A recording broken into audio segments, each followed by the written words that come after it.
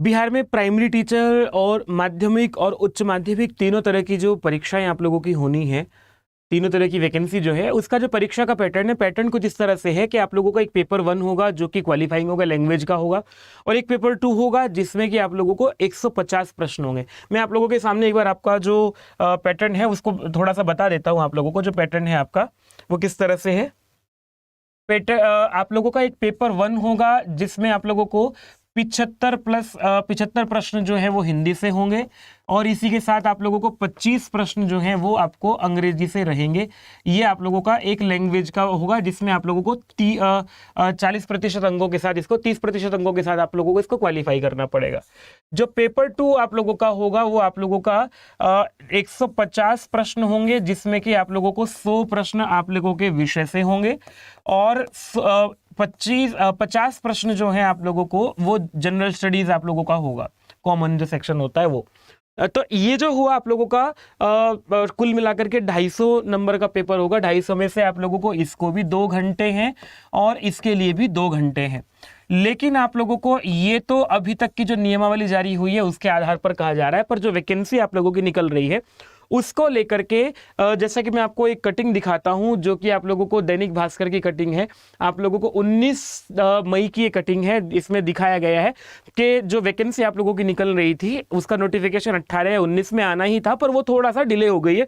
Delay होने का कारण यही है कि शिक्षा विभाग और जो आपका बीपीएससी है दोनों के बीच में थोड़ा सा तालमेल बन नहीं पा रहा है एलिजिबिलिटी को लेकर के, एग्जाम पैटर्न को लेकर के। तो एग्जाम पैटर्न पर मैं आप लोगों के सामने बात कर लेता हूं।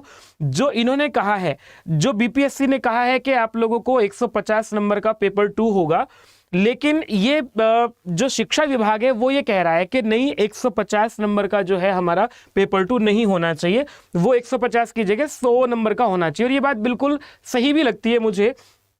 एक कैंडिडेट की दृष्टि से अगर देखोगे तो शिक्षा विभाग जो है, एक तो ये कह रहा है कि यहां 2 घंटे में जो 150 प्रश्न नहीं रख करके 2 घंटे में 100 प्रश्न ही रखे जाएं। दूसरी बात यह है कि जो क्वालिफाइंग पेपर है वो भी उसको भी शिक्षा विभाग मना कर रहा है। वो शिक्षा विभाग कह रहा है कि आप लोगों को क्वालिफाइंग पेपर हटा दो, और जो आपका 150 नंबर का प्रश्न है, भला 2 घंटे में 150 नंबर जो है 150 प्रश्न कैसे हो जाएंगे? या तो इसके लिए समय बढ़ाओ, या इसके लिए फिर जो है शिक्षा विभाग ने समय बढ़ाने की बात तो नहीं कही, तो कहा कि 2 घंटे में 100 प्रश्न ही होने चाहिए। और इसी के साथ साथ जो आप लोगों को नेगेटिव मार्किंग रखी गई है, नेगेटिव मार्किंग के पक्ष में भी शिक्षा विभाग नहीं है। तो अभी इसका एक फाइनल आप लोगों को कंक्लूजन तो नहीं आया है सामने के दोनों विभागों के बीच में सहमति क्या बनी है, पर ऐसा सूचना विद्यार्थियों के लिए अच्छी हो सकती है कि हो सकता है आप लोगों को जो क्वालिफाइंग पेपर है वो हटे या ना हटे, लेकिन एक चीज जरूर कम हो जानी चाहिए, क्योंकि क्वालिफाइंग पेपर में आप लोगों को 100 नंबर में से जो क्वालिफाई करना है वो बहुत आसान है, 40% अंक लाना बहुत आसान काम है। लेकिन ये जो आप लोगों को 100 विषय वाले प्रश्न भी 100 हो और इसके साथ 50 प्रश्न जीएस के भी हो, तो अपने आप में 2 घंटे इसके लिए बहुत कम है।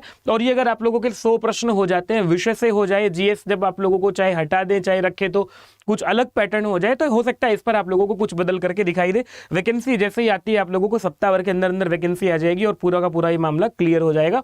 लेकिन अभी अच्छी सूचना आपके पक्ष में है।